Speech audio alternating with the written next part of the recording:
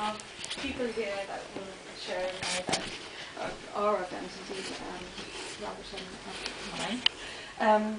Now, the other news is that we're going to be staying open on Sundays between 12 and 4. That's because normally I'm closed Sunday and Monday. No rest for the wicked. But enough of my wittering, because I have the great pleasure of introducing this wonderful person beside me. And I'll just give you a very brief background to Natasha Rocca Devine.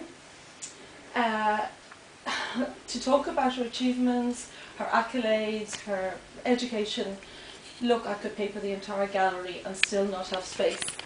But trust me when I say she comes from a great art and design background.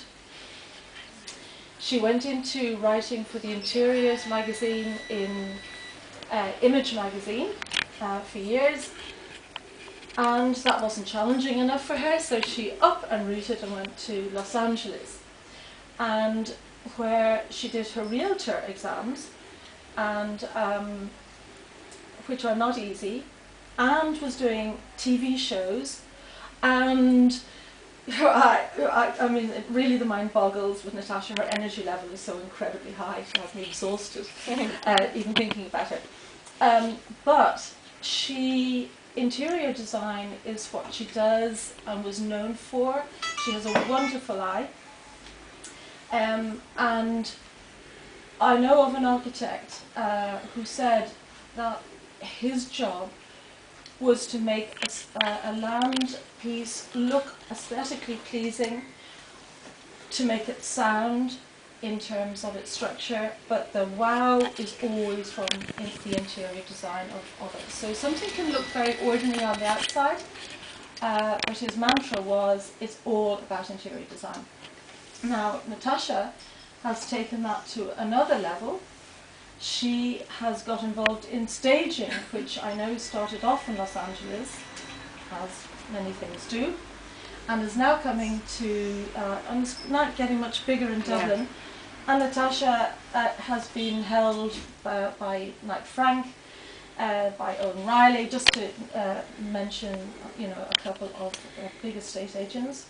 And essentially, what happens is that she will go into usually new builds, but not necessarily. She was on RTE recently, where there was an apartment down in the Docklands area that my understanding was he was looking for top dollar in a short period of time, and so he Knight Frank, I think it was, Owen Riley brought her in, and it sold at a record price within 3 weeks.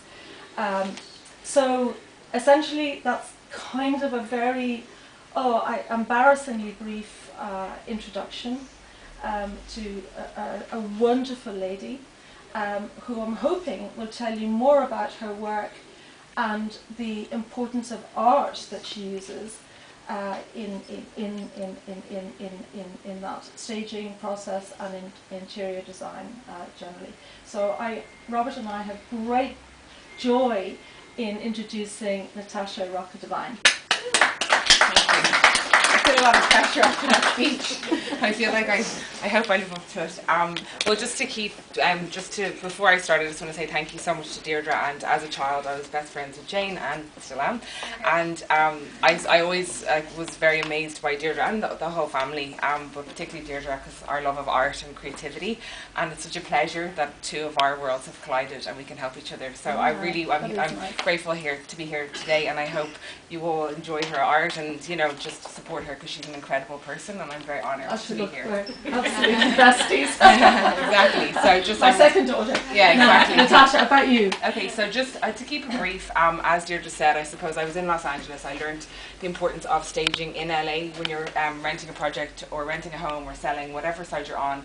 the staging designer is included in the budget. It's mandatory. Even if you're doing an Airbnb or something brief, they don't leave out their shot laundry and stuff in the photos. And in LA, it's very much about image. So I brought that back to Ireland. It's obviously been existing for many years, but I want to make it mainstream and affordable for different people. So particularly with art, if I see each project as a canvas, I see it as a gallery. I walk into a space and I see each home, whether it's new build or old, as a gallery that I can curate the art. And I stage my property based on the art, and maybe other people don't do this. So for example, with the project for RT Find Me a Home, I worked, Deirdre and I created together, Deirdre mostly. Don't give me credit. And we worked with Gay O'Neill, but it was such a difficult choice because there were so many pieces, and that property sold for 10% above the sales price within 3 weeks. So when I went in and it was 650,000, and I actually did the project in 10 days and it went up to 710,000. And I firmly believe that the art was a huge seller in this, and obviously the agent and stuff. So for me, I'm here today to remind everyone the importance of art in each space, and the importance, whether you have a small budget or a large budget, I think it's something that's integral to every home, office and commercial space. So I just wanted to pick kind of 5 ways I would use art in a space, or art and sculptures. And then I suppose hopefully you can adapt that yourself. And they seem very obvious, but this is how I would adapt the art in order to make the sales price go up, and obviously for the art to stand out. So you can make a choice like I did with the RT Find Me Home. I chose the piece with Deirdre and I with Gay O'Neill, and it was absolutely stunning. So that's the statement art. That would be number 1, would be to choose like a large piece here, large canvas or a sculpture, you know, whatever type of art, and just go with that, and you know, make that as your statement piece, and then thread all your colours and themes around it. Or if you have an existing home, you know, incorporate those colours. Or as Deirdre taught me as well, actually you can pick contrasting colours. You know, that also can be something people don't necessarily do. They would pick like very matching, whereas you actually taught me that you can use something completely opposite. Another feature, which would be an example of what Deirdre has done here, would be like a library wall of art, with each piece is just as beautiful, just as fantastic, different artists, like all incredibly designed or painted and, you know, drawn for some of them, and make that, like if you're an art collector and you have a small space, this can be so impactful in a stairwell, in a hallway, in, you know, in some space, particularly we're all living in smaller spaces now. It's becoming much more common to move towards the city centre, rents are high, or if you have a small apartment, this can be a really great way. And you can incorporate like mirrors and stuff, but making number 2 would be to make library wall art. Another thing would be, particularly in LA, I learned this, is in loft spaces, to subdivide your space with the art.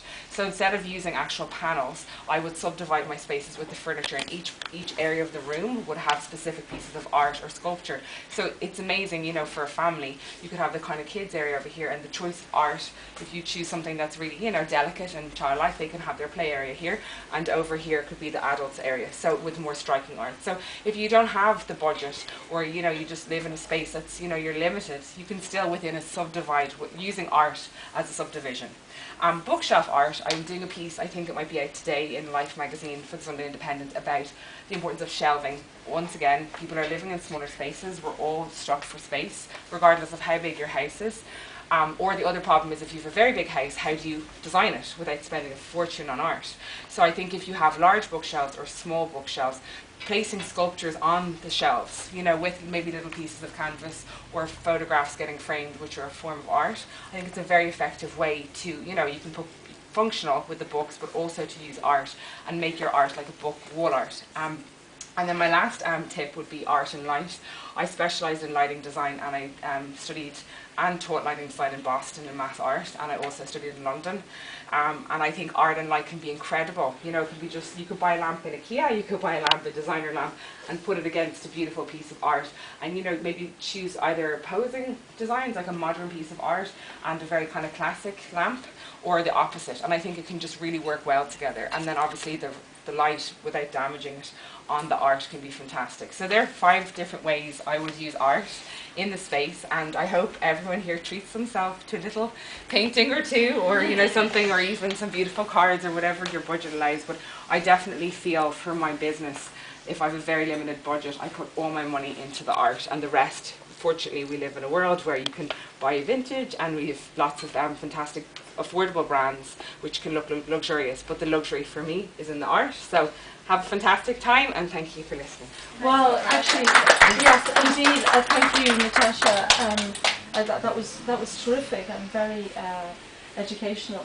And yesterday when we talked briefly, Natasha said something very interesting to me, that she said that when she designs a place, she designs it for living. I mean, how many times have we gone into show houses and said, wow, oh, how fabulous is this? But, you know, Not relatable, yeah.